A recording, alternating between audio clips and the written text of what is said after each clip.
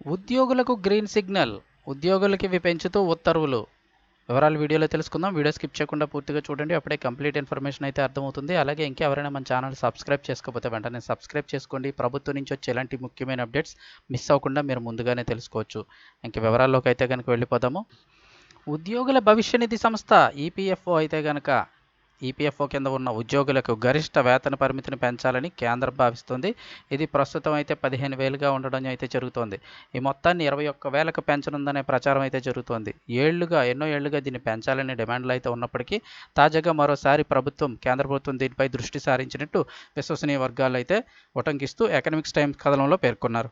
అయితే కొత్త ప్రభుత్వంలో దీనికి సంబంధించిన నిర్ణయం వెలువడొచ్చని సీనియర్ అధికారి పేర్కొంటున్నారు.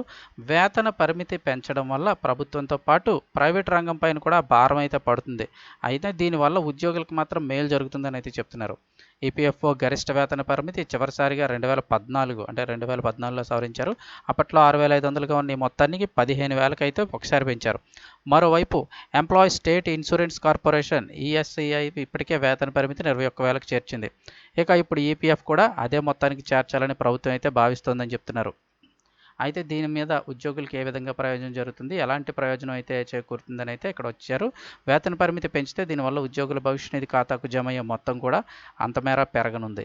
సాధారణంగా ఉద్యోగి వాటాగా వేతనంపై 12%, యజమాని వాటాగా 12% చెల్లిస్తారు. ఇప్పుడు ఉద్యోగి వాటా పూర్తిగా ఈపీఎఫ్ ఖాతాలో జమ అవుతుంది. యజమాని వాటా నుంచి 8.33% పింఛన్ పథకంలో, మిగిలిన మొత్తం ఈపీఎఫ్ ఖాతాలో జమ అవుతుంది.